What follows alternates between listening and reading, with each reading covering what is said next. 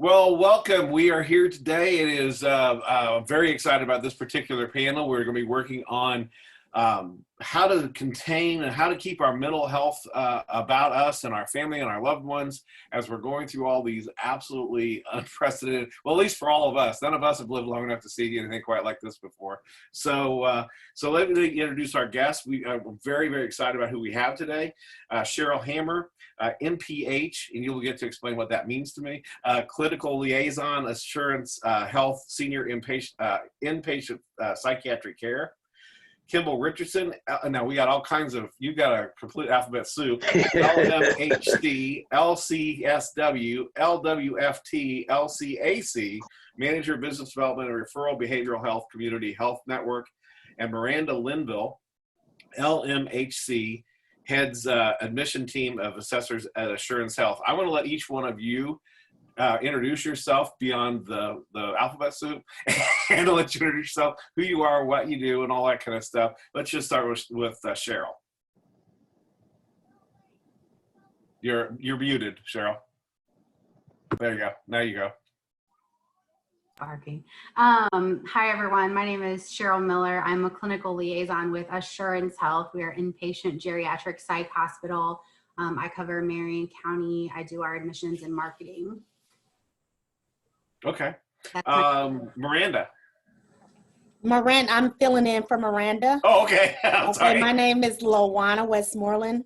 Okay. I have an MSW. I am an assessment specialist with Assurance Health, geriatric, psychiatric, and patient hospitalization or hospital. Okay, thank you very much. Kimble. Okay, guys, how's everybody doing? Thanks so much, Jim, for inviting us, and thank you for allowing me to be on the panel with Sheryl and LaWana. Kimble Richardson with Community Health Network. I have a master's degree in psychology, and I'm the manager of business development for behavioral health, and I'm licensed counselor as well. You read all those letters and just, underachiever, I guess. You're going to run out of space in your car before long. That's right. Have to wrap back on the back side, so. Well, guys, I'm excited about having you here. This is a topic that I think is timely. I mean, I know that a lot of people are under a lot of stress in a lot of different ways. My wife's favorite saying is that we're all in the same storm, but we're not in the same boat. Everyone has different ways of facing this. They have different circumstances that they're experiencing. Right before we opened this panel, I was talking about, I have a mom and an uncle that are both in senior living. And my mom's totally locked down because of COVID. They've got that whole community locked down. Fortunately, she's an introvert and is happy sitting. My uncle, fortunately, he's locked in his. They're not allowed to go out of the building or have anybody come in, but he can do stuff in and around, which he would. I couldn't even imagine what would happen if he was just locked behind that door all that time. So that's not. He's Mr. Socialite, has to be out. We've got lots of people in these circumstances. What are you guys seeing out there? Well, you guys can, whoever answers, yeah. Okay. Good afternoon again. Thanks for having me on. As an assessment specialist, assessing patients from nursing facilities or emergency rooms, you see a lot of increase in agitation, mood disturbances, irritability, physical, verbal aggression, tearfulness, grief, like separation from their loved ones. When there's been a routine of family members that come and visit the individuals in their facilities, for it to just abruptly stop, it has a huge impairment on that individual that's in a facility. They have done the iPads or sometimes visit on the windows, but it makes their stay just more challenging and difficult. And not only just separation from their family members, but from each other.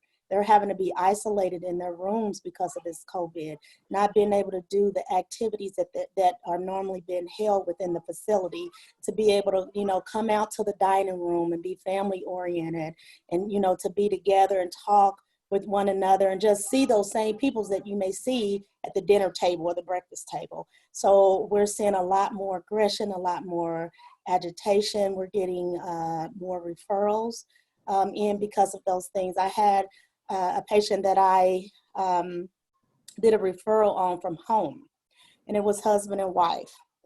And it was so heartbreaking for me because she was having a lot of problems. The husband is sick. He has Parkinson's, and the daughter's caring for them both, which I watched. And it is a lot of work because none of them get out. The caretaker doesn't get out and get any type of respite for caring for both of her parents. The actual patient, the wife, was acting out. He's sick, getting sick and worsening in his condition. She's losing control. She can't go out. They can't go out into this beautiful backyard that they have. And it was painful because she had to come into the hospital to get stabilized.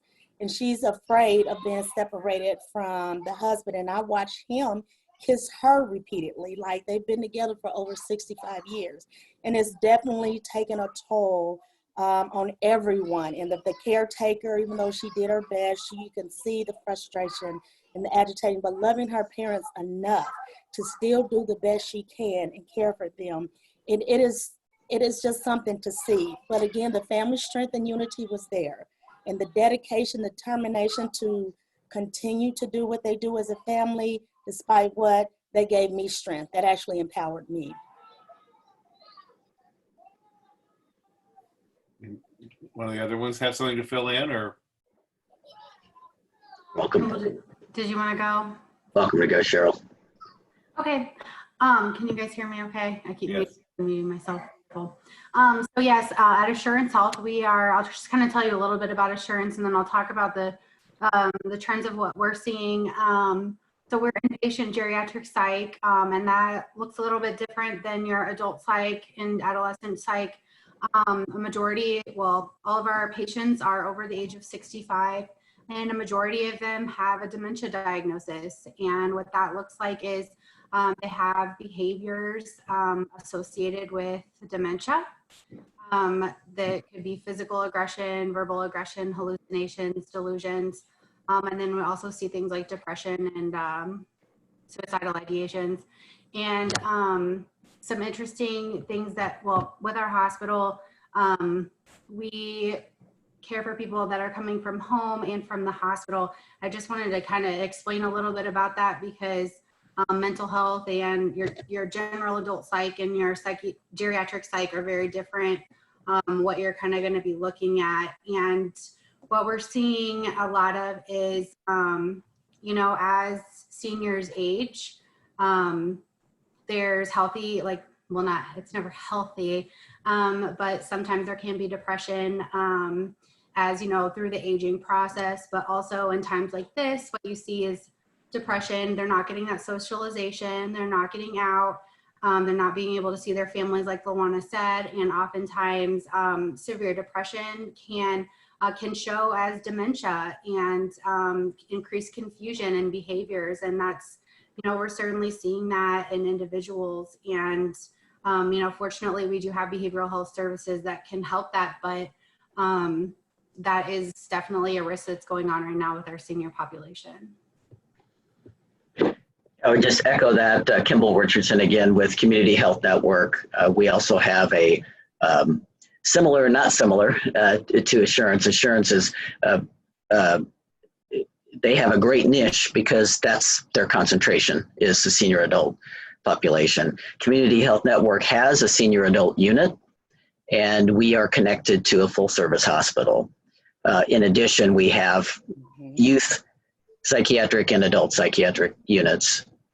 And so I think we're essentially seeing about the same things. We also, boy, I'm telling you, the closer I get to 60, the more 60 and 70 looks young to me. So, when we say older adults, I'm like, what are you talking about?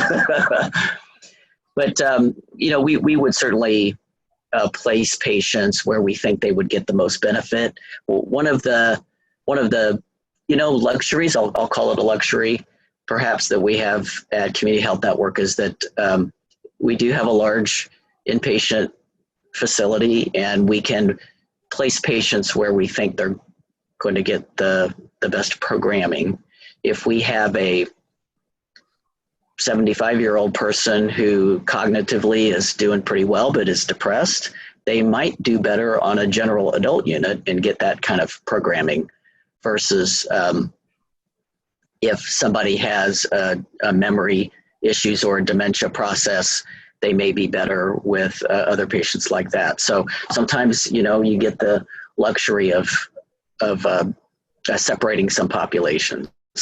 So, but definitely a little bit increase in agitation and certainly more depression and anxiety, I would say. So the depression is one of the things you guys are seeing quite a bit increased because of the isolation, maybe fear. I don't know. Absolutely. Okay. Yeah. Well, one of the questions, this is a question that just popped in my head as I was listening to you guys talk about, some of this. I don't know if any of you in your facilities are dealing with COVID inside. If you have had a patient that has it, do they stay there or do they go elsewhere? I guess that's one question. If you are dealing with it, I don't know if you've noticed that I am actually a survivor. I've had it. So I had it March 16th was when I actually physically came down with the signs.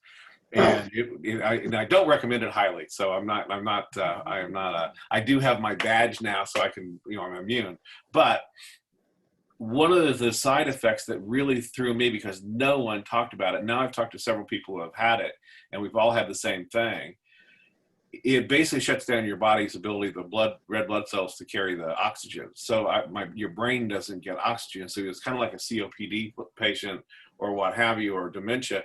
I basically was in a hallucinating state for like 2 weeks and never really knew what was real, what wasn't real. You couldn't think. It was like mud. And it was a week after I was technically over it that my brain was actually working again. So are you running into that as a compounding effect with some of the people that you're running into? We tried to be very proactive on this case. Of course, we were praying and hoping we wouldn't have patients that had this diagnosis, but of course we had to be ready for it. And so we very quickly made every room a single bed occupancy. We designated a one whole unit as what we called a COVID positive unit, people who were either diagnosed as COVID positive or we called them PUIs, presumptive and under investigation. Then we created another unit where we would call it a step down unit. So if you had what we thought were positive symptoms of COVID-19, as soon as you had 2 negative tests, you could move to a step down unit. And then from there, you could move out into a regular population. So we've been very lucky to have successfully handled that situation pretty well. So yes, we have had patients with that, and we've been able to handle it, and everybody's getting tested, and everybody's in proper protective equipment, things like that. And I can go ahead and speak for Assurance. So different than community, we are freestanding, so we are not associated, we're not in a larger hospital. And Kimble, I do just want to say, we have been in such close contact with Community North. I've been working with Heidi like almost every day, so that's been wonderful. I just love that. But because we're freestanding, we obviously don't have the capabilities to do COVID, non-COVID, anything like that. So we are not accepting COVID patients, and we have not had any, knock on wood, COVID cases. What we are doing is a pretty thorough assessment with each referral that we get, making sure that the patients haven't been exposed, what their temperatures are, symptoms, things like that have to be ruled out with both our psychiatrist and our medical doctor before we accept patients. So we've been lucky, and we're hoping that we'll continue. I want to say, Jim, that and give a shout out right back to Assurance. Obviously we are somewhat competitors in a sense, but we're more partners. I would call it. We definitely collaborate. If we're busy and need a bed, we'll call them. If they're busy and need a bed, they'll call us, and back and forth. And we really try to make sure that the seniors are getting the best care and that they they get somewhere, if you will. 3 months ago, we used to all swirl around each other at in-person networking meetings, and now they're more virtual, just like what's happening today. But this is why things can work out quickly. I've known Sheryl for several years. She's a lovely person. I've just met LaWana today, but I'm sure you're quite lovely too. And we trust each other, and we can call each other sometimes on the back end of things and make things run pretty smoothly. I have a question as far as if you guys had the opportunity, in fact you do, because this video is out there, who knows who's going to see this. You've got an opportunity to talk to the executive director or different people within the communities, the different assisted living, independent living, skilled living, whatever, okay, memory care. What would you like to tell them at this particular time to help them, empower them, to help them keep their mental health up of their community? Again, I don't care who takes it. If you don't mind, I'd like to take a little jab at this one. This is actually some work that I've been doing, that some of your folks might be interested in. As I said, I'm a licensed counselor. I do have a long history of, this is my 33rd year in healthcare, so I have a long history of working in crisis intervention. Two of the things that I'm doing now are coordinating our internal peer support team.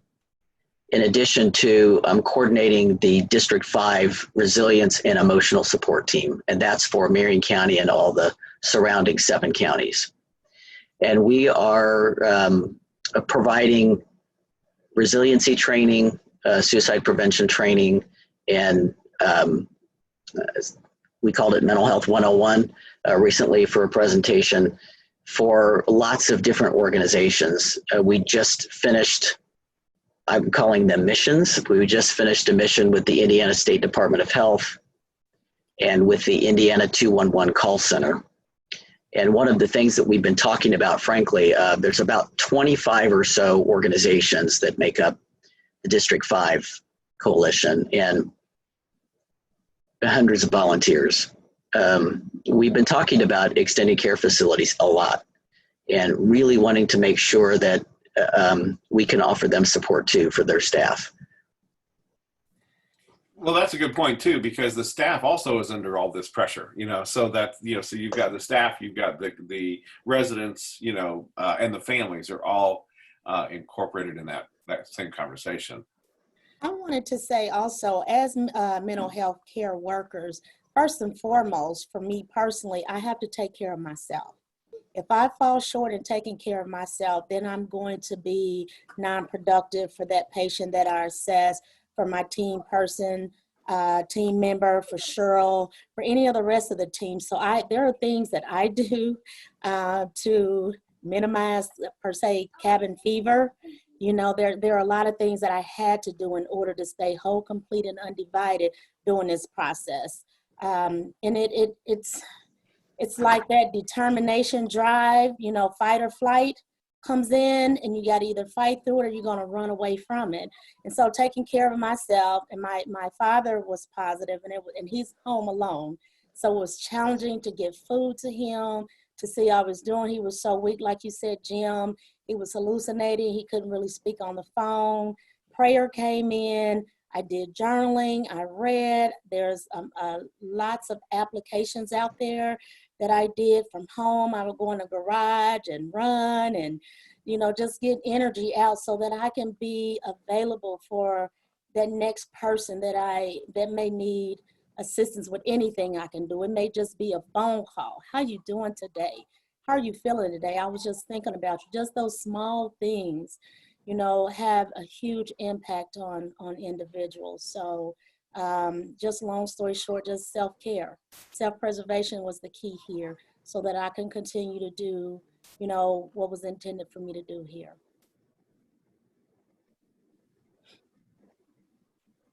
You can end the call right there. That's it. She said it. She did a great job on that one. She did. Do you have anything you want to add to this? Or? I'm sorry, Jim, I didn't hear that. I was talking to Sheryl if she wanted to add to it. I was going to say that, you know, you guys hear me when I do, I'm playing with my mic. So what do we tell the family members that are worrying at home that can't go in and maybe at, you know, like for instance, my uncle, I can go to the back window where he is. My mom, her window backs up to a memory care garden, so there's no way I can, you know, I can get to it. Okay. She is in the regular assisted care, but I'd have to break in to get to see the back window. So what do you tell the family members through that process?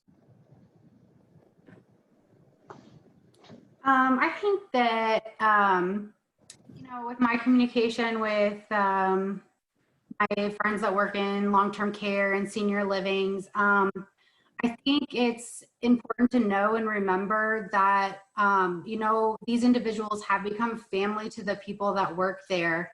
And it's not their mother, but it's like a mother to them, and they love them, and they're doing the best that they can. And I know a lot of buildings are trying to FaceTime families and, you know, trying to do things even though it's not the same. But I think just knowing that the individuals there, I mean, they are true heroes. I think all of the individuals that are working in nursing homes right now are really kind of being overlooked as far as I feel like they're the real heroes in our community right now, because they're, you know, risking their lives and going to work every day to care for our loved ones. And, you know, they wouldn't be doing that if they didn't care greatly about what they're doing. So I just think that maybe there would be a little bit of peace of mind just knowing that these individuals really care about your loved ones. And, you know, they want the best for them. And yeah, it's kind of, hopefully that's a little peace of mind. Well, one of the things that we've been able to rally, if you will, just to that point, Sheryl, is there's a extended care facility, a community, if you will, small C community, not community health network, that's in another county that really was struggling with several deaths from COVID-19, and their staff, just because it's exactly what you said, it's like a family. So they're grieving just as much as if it were their own biological family member. So we've been able to rally not only mental health professionals, but other peers who are first responders, who can sometimes first responders want to talk to first responders. So there are certain programs, critical incident stress management is one, and we are partnering with the Indiana CISM network to provide some support for that. And I know that there are teams in that county, and we've been able to, with part of the District 5 thing that we're doing is partnering them up together with those teams. So the staff is supported just as much. Some of the things that I do when I'm doing assessments with the family, because a lot of times they're concerned about leaving the nursing facility, going into another facility because of COVID. They want to keep the loved one at home, even though the symptoms are acute and they need that care. Effective communication goes a long way. Listening skills, just listening, letting them vent, getting their fears and their anxieties out of the way. Empathy, you know, I can relate. Not always do I disclose personal things, but I may say, hey, I live with my mom. I help with her care. I've had a dad who has been positive. Sometimes that relationship, knowing that I've been through it. I'm not just talking the talk. Reassuring the family as best I can, using their own strengths. Like some family members they have strong faith. So they talk about God and the Lord and things like that. So I will come back with that. You know, that would be my follow through with using their own strengths in order to get them through. Education. I'm not a doctor or a medical person, so I can't educate them about COVID, but I can talk about feelings. I can talk about a distortion in our thinking and how that can raise our anxiety, and we can become impulsive in our thinking and our reactions to things. And just giving them that encouragement or that empowerment that whether they believe it or not, they are doing the best that they can for their loved one. I know they don't see it because they're in that storm.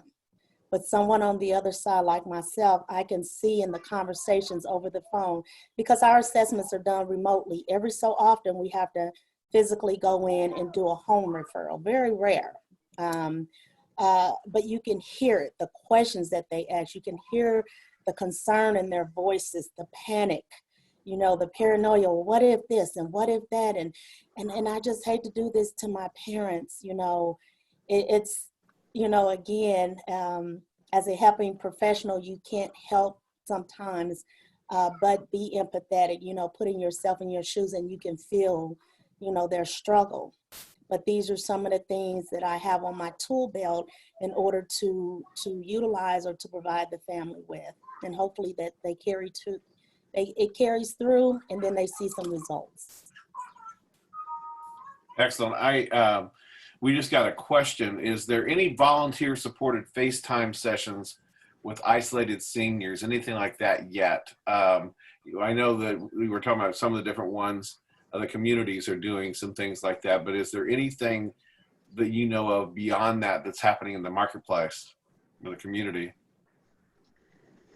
I did a media interview recently, and one of the things that came up was there's a young man who's a student at Indiana University down in Bloomington who was quarantined, and he started a group, a virtual group for those who are quarantined and support. And he thought if we could get 50 people, you know, he'd be happy. And it just blew up, went all around the world. And now they try to separate, it's not just everybody in one room. So they try to match you with your similar age, or perhaps, or similar interest, quarantine people. So that may be something, and that's free, of course. I can't remember what it's called, something, put the word quarantine in it, but. Kristen, I also know that SACOA, they just sent out a looking for volunteers in the fight against social isolation. If you're familiar with SACOA, they're our area agency on aging for Marion County and the surrounding counties. We're looking for volunteers to call seniors. Just briefly read through it, but I was hoping to get involved and maybe get some of my coworkers involved as well. But to call seniors that are homebound and just have a voice to talk to on the phone. I'm not sure if they're doing that FaceTime or not, but definitely on the phone. So if you go to the SACOA website, it should be on there first on the news and stories, but they'll have some links where you can get involved with that. That's great. I did see that email come through. It's in my to read thing, you know. So I find that, you know. I know. I don't know if that answered your question, Christine, or not, but if it did not, follow up on us here. So go ahead. And Christine, if you're interested in doing some volunteer work, I would suggest reaching out to the activity directors at assisted livings, independent livings, memory cares. I believe a lot of them have been the ones organizing the FaceTime calls. So if you just call a facility and ask to get in touch, just shoot an email to the activity director and they could probably help set up some volunteer for that. Oh, great. She also already working with Shepherd Center. That's phenomenal. So yes, Christine, I don't know if there's a organized effort right now. That's a good question. So be a good thing to be looking into. So this is going to be a weird question to you guys, but would you explain what a geriatric psychologist is versus a psychologist? You know, it's kind of like, you know, we have all these specialties today, but I think that unless you're in that specialty, you don't know what it means. So. Well, Jim, I'm going to just take a stab and say that I think you meant to say psychiatrist. Well, okay, whatever. Yeah. Okay. I think you just tried to, you lobbed one at us, you know, so we'll take that. We all work as a team, and there's lots of us who care for our senior adult patients. A psychiatrist is a medical doctor who's somebody who's gone to and graduated from medical school, has taken a general psychiatry rotation. Usually that's 3 to 4 years. And then they've done a specialty above and beyond that, specifically in geriatrics. So, and some geriatric psychiatrists are board certified. And what that means is that they've taken and passed a very rigorous exam, usually an exam and oral exam, a written test and an oral test. And they can say that I'm board certified in geriatric psychiatry. Unfortunately, we don't have a lot of them around in the United States. Probably in Indiana, they're mostly, I would say, in the Indianapolis area, but they're very few and far between, I would say. Well, what is it that what's the difference between, you know, I mean, if you're, I mean, obviously they work with older people. Okay. I get, but what's the difference? Why would you seek a geriatric comparatively to, you know, a psychiatrist in general? Well, this is like Jim, when you go to the doctor, do you want to see a pediatrician? Okay. Okay. Now your wife may say that's your attitude, maybe even pediatrics, I don't know. But, you know, we want to see people that have, if we have the opportunity to see a specialist, you know, that's what they focus on. Again, it's a different thing. You know, there's different challenges that different people have. It's kind of what I'm trying to, you know. Yeah. I think too, a little bit, I mean, it's a little bit different mental health issues that we see in geriatric psych. I mean, you're going to see more mental health issues that are related to dementia. Like I said earlier, patients become aggressive because they have dementia. And those behaviors are behaviors that we can treat. And your adult psychiatrist is not going to be as familiar with that as somebody that is trained with dealing with behaviors related to dementia. I would say 99% of our admissions are dementia with behavioral disturbance. That's what we specialize in. That's what we see. Also, to kind of a little bit more too is as people age, you know, they're usually getting diagnosed with more things. This is pretty general, Jim. I apologize. That's fine. I'm just looking for general stuff too. I'm just trying to kind of give you an explanation. I'm not sure if you're familiar with the term polypharmacy. A lot of the times as people are aging, they have like 10 different specialists. They're getting lots of different medications. Those medications are interacting with one another, which is causing things, bingo, like dementia. I keep talking about that. But they're interacting with each other. And those are things that we're more likely to see in a geriatric psych setting where, you know, with our patients, for instance, we can do what's called a med wash, where we take them off of everything that's not medically necessary and get them to a baseline in a safe environment, because it wouldn't be safe to take somebody off of an antipsychotic they've been on for years in a senior living facility, because you just don't know what's going to happen with that. But yeah, so that's kind of the more of what you're going to see as far as geriatric psych versus the general population, I think. If I could just tag on to that too, Sheryl, is that there's also a difference between a geriatric psychiatrist and a geriatrician. So a geriatrician is generally could be a family medicine doctor, but generally an internist who's, again, had extra above and beyond training and experience working with older adults. Because, of course, as we know, I mean, really for every human, there's a interplay between mind, body, and spirit.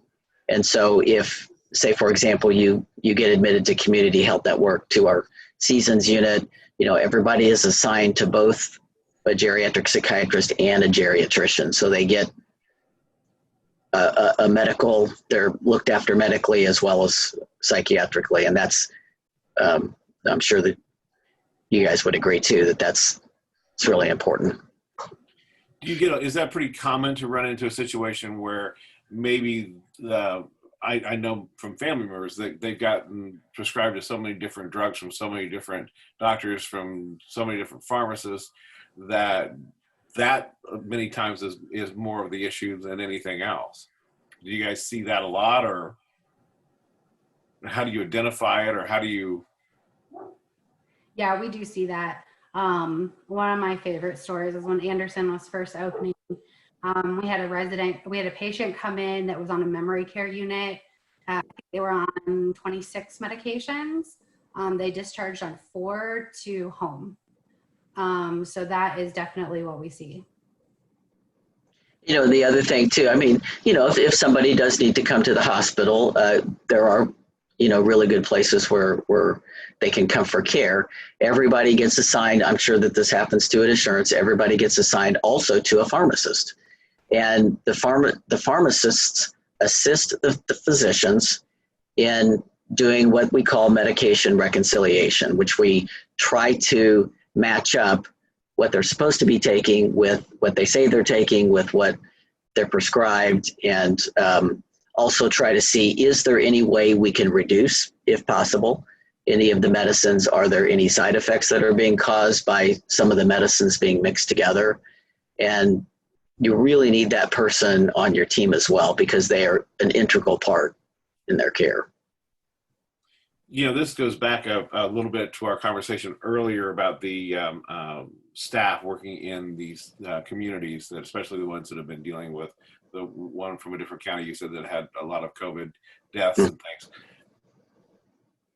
Do you know if there's, is this something that both the residents that have been living there, the staff, whatever, is this a PTSD type formula, or is this something that would be seeing yet, or would that be something that we need to be bracing for them future?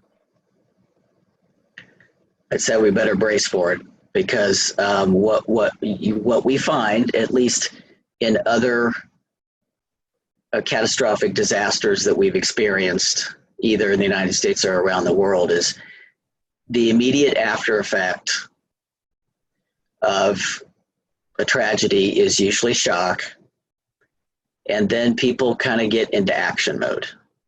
You have to do things to get yourself situated, if you will. So, for example, in the first 3 or 4 weeks that we experienced this COVID-19 disease here in the Indianapolis area, most of us were probably working more hours than we ever have worked in our professional career. At least I know I was. And I was doing it all virtually, all sitting in one place for 16, 18 hours at a time for days and days. I didn't have time to feel any feelings. I didn't have time to be upset. I didn't know what my family was doing, where anything was going on in the world. I just had these jobs to do. But probably like other folks, when that calms down a little bit, then it's like, what just happened to my life, to everything that I've ever known? And then you get a sense of grief. You're not in shock anymore, and you maybe don't have as much to do anymore, and then people can get very overwhelmed. And so we do have to be prepared for people feeling suicidal, people having some post-traumatic stress kind of reactions, for sure.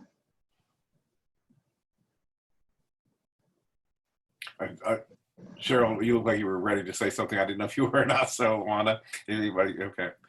Well, yeah, because I see that coming. I see, we're going through some very traumatic times. We've got, what kind of advice would you have as mental health professionals? Maybe it's not geriatric, but the ones who are at home, they may have mom or dad that they're already worrying about inside a community they can't go in and see. They have that stress. Maybe they're now trying to work from home, plus teach their kids, plus or maybe they've lost a position because of the downsizing, and you can't even go to a bar. I mean, what would you have to say for these folks? So, because we've got a lot of people right here dealing with that. Let me take just a little slightly different approach to what I just said about being so busy. By contrast, there have been thousands of people that have lost their positions and have not been busy. And in some ways, I don't want to sound too dramatic, but in some ways have lost their purpose. What is my reason? What's my career? What's my reason for being? This is a huge issue, not only in the acute sense, in that how am I going to make a living and pay my bills, but also kind of in an existential sense. What is my role in society right now as a provider or a partner? And these are big issues, not only with seniors, but certainly non-seniors. And just like those of us sometimes in healthcare that were super busy, there have been other folks that have really suffered just as much on the other end. So I just wanted to make that point too. Any other suggestions for the people out there that are dealing with that? Or Well, for me, with being busy and working from home, you don't have all the resources that you would have in the office, so you create like a mini office at home. And that was the first approach. I need to get organized. I need to make sure that I have the things that I need to do here at home. And there are times when we were down at work, or times when I'm not working and couldn't get out. I would FaceTime individuals so that I could stay connected, just to let people know that I'm thinking about them, kind of like a unselfish approach. But this whole pandemic thing has made me realize, about me, what is, like Kimble was just saying, what is my purpose here? I have these titles. I'm a Nana and I'm an employee. I have all these titles. But outside of that, what am I rooted in? What am I really here for? What can I do from home still to kind of help the next person get through? Not thinking so much about myself, because I can get stuck with me and everything that's going on, and I would be, off on a tangent. But if I sit still and get anchored and think about maybe the person that lives next door, to my mom, or call a family member I haven't called to, and just to say, hey, I was thinking about you and how you're getting through this, it made me feel like I had a bigger purpose. Right. A bigger purpose. And that gave me a lot of strength. And it didn't just come like, an acorn fell out of a tree on my head. It was like I was open to something through this, and I was looking to receive some direction as to how I can make a difference, not just in a role or a position, but in the greater parts of a whole situation here. And I'll go ahead and piggyback a little bit off you guys. And I think what we keep hearing, it's all over the media when people are saying it's just practicing self-care. And that's, whether or not it's going for a walk. I know when this started, I was like, I'd never been so excited to walk around my neighborhood because I just wanted to get out of the house, like see anyone from 10 feet away in their yard, like, hey, another person. And just being outside, getting sunlight, diet, exercise. I need to get better at that, obviously. But meditation is really great. There's tons of apps, and I've got a couple apps on my phone, and I can't think of them off the top of my head for that, as well as like aromatherapy, things like that. And I think, I can only speak from my experience, and I know for me, what's helped me get through this whole thing is just like, living in the present, living today, and just, being grateful for this time that we have, where, the world kind of stopped for a second. And even though, like Kimble said, we're all busy, we're all working, but we're also home. And even though a lot of people are like being teacher and also working and balancing all these things, they're also like getting to spend more time with their children that otherwise they wouldn't have, and maybe having moments that they wouldn't have had without, you know, this pandemic. So I think just trying to, you know, be grateful for the time, even though it's been crazy, and just day by day, well, we will all get through this. Try to see a silver lining. That's what I've been doing. Encourage Right. yourself to do more too. I'm sorry, Jim. No, go ahead. Oh, I've been You doing know, when you're way at too home, much. when you're at home and you're working for home, you can kind of just like blah, you know, look any kind of way. You can walk around in your sweats. Sometimes I've been challenged just to get up at a decent hour, make up my bed. Once I make up my bed, I don't get back in it. I don't lay around in it.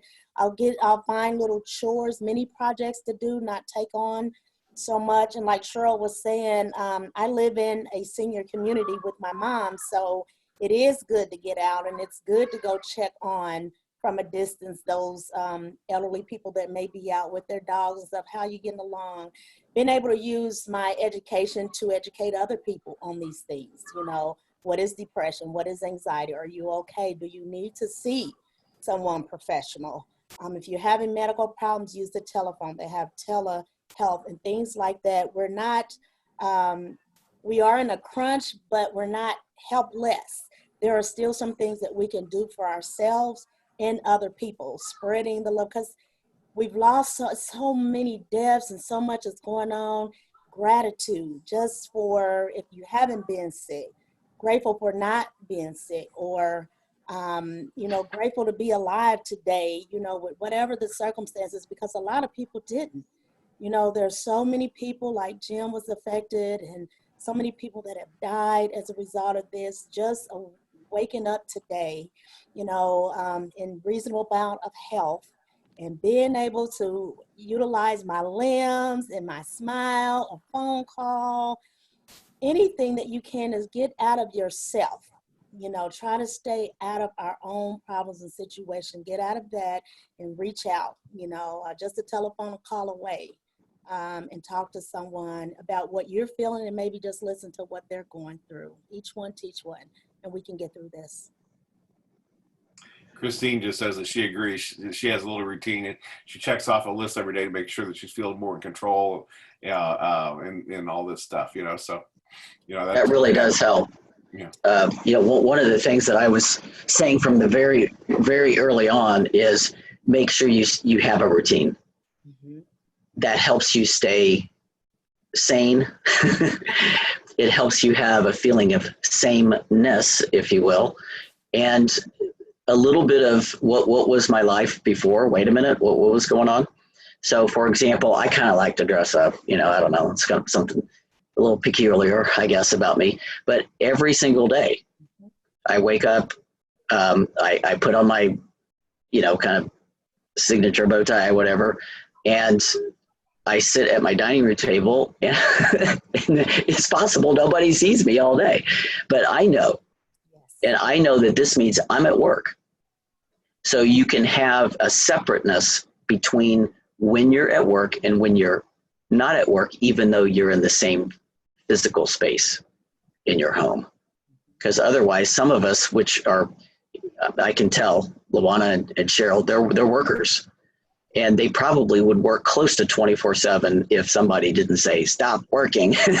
Come on, man. So some of us are like that, and we need that routine to help us with those boundaries. You know, If I can, I was thinking about too is, you know, kind of get into a little bit about the maybe both from a normalcy standpoint and then from the lack of normalcy standpoint in your community, your hospital, your facility. Are patients, can they have visitors? Is that a normal situation, or is it even now? I mean, I would imagine that would be very difficult. we're not allowing visitors in the hospital unless, I mean, I hate to say this, but unless you're close to death. They're now allowing 2 visitors per person. So this is tough.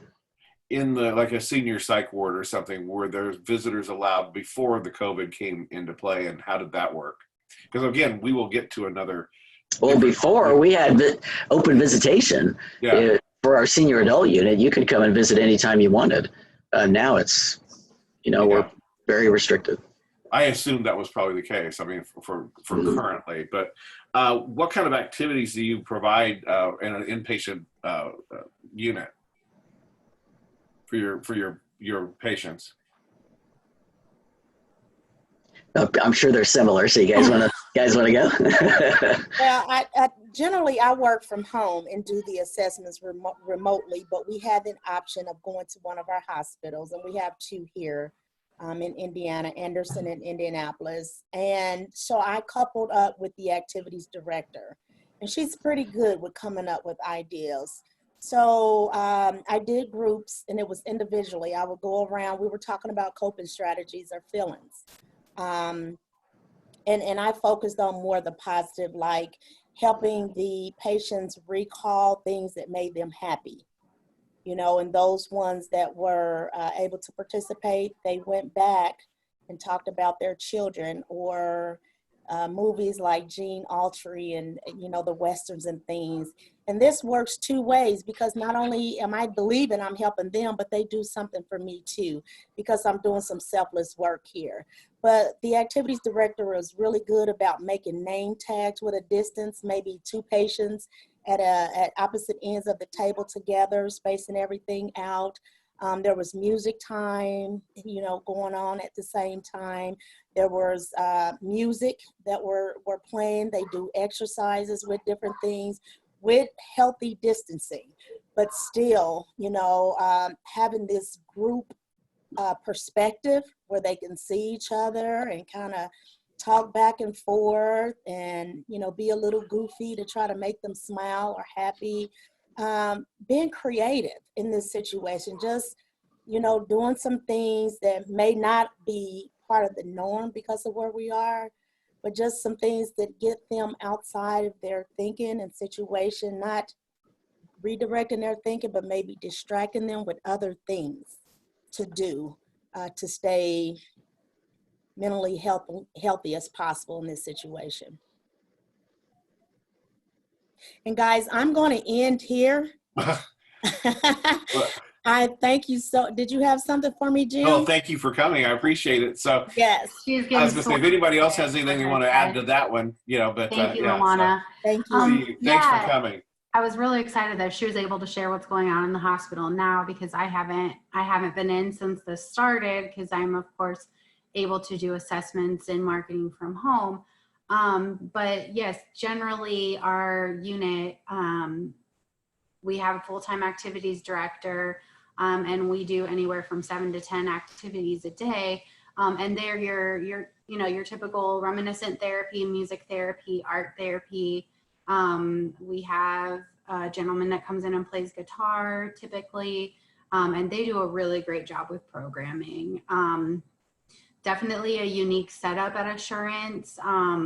We're like a big circle, and so the rooms are like go around in a circle, and then we have what we call our milieu, and that's where our patients are out most of the day. And like LaWana said, we are still allowing them to be out in the milieu socializing, but we're encouraging social distance during activities. So a question I have we're all going to be we're marching into a new phase now, because things are starting to open up. The senior communities are starting to open their doors and allowing new residents to move in.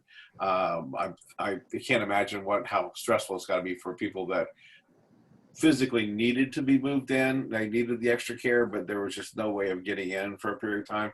Now that they're going to be starting to come in. However, coming from from in this industry, we're helping move people with the Caring Transitions company. What I've learned is that senior downsized moving out of the house they've been in for 50 years and whatever, is one of the most stressful times of their life. It's as much so as a loss of immediate family, what have you. So then you compound that by moving them into a community where there's, they have to have their temperature taken in, they have to have all these different tests done. Then they get locked in a room for 2 weeks, whatever, and don't get that initial socialization. what are we, I mean, this is, I don't have an answer for this yet. What kind of things do you think that we can do, all of us, to make that transition for those people easier and smoother and less stressful?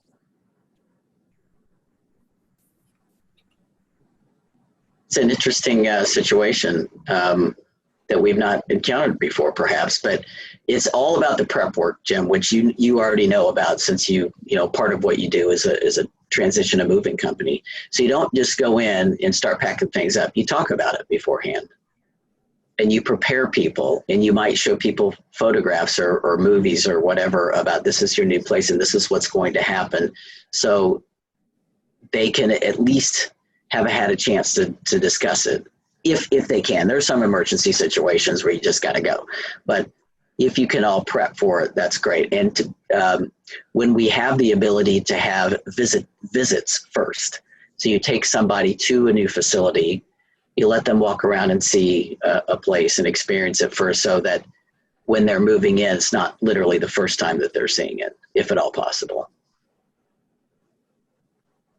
Cheryl, any ideas? Or You know what?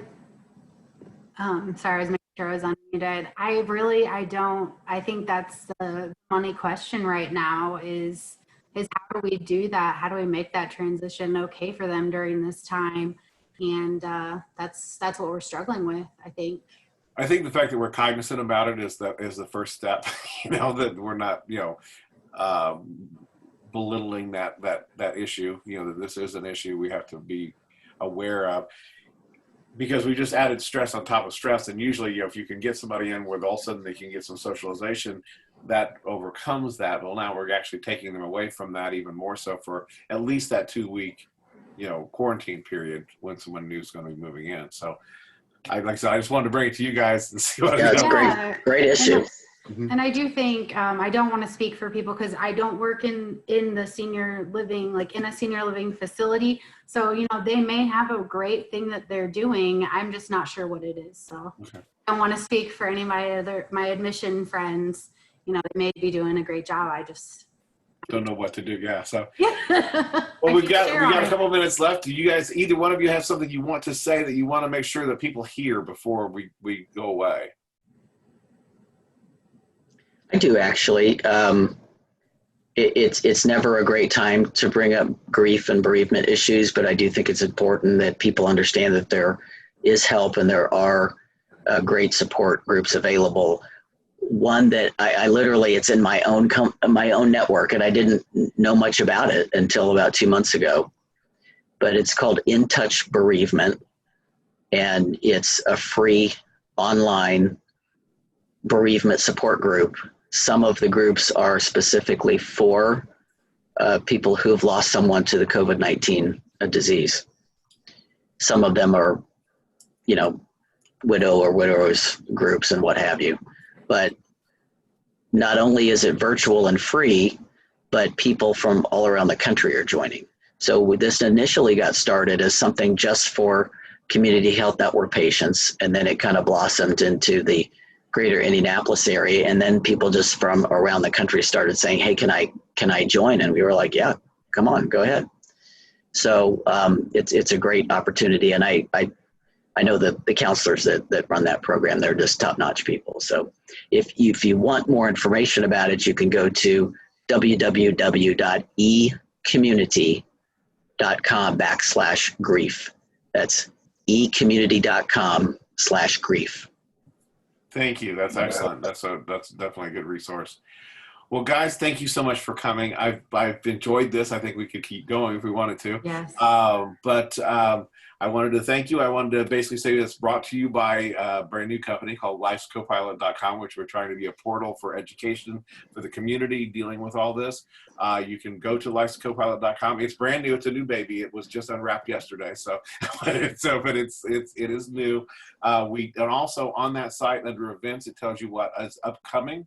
The 26th, we have how we going to pay for all this stuff.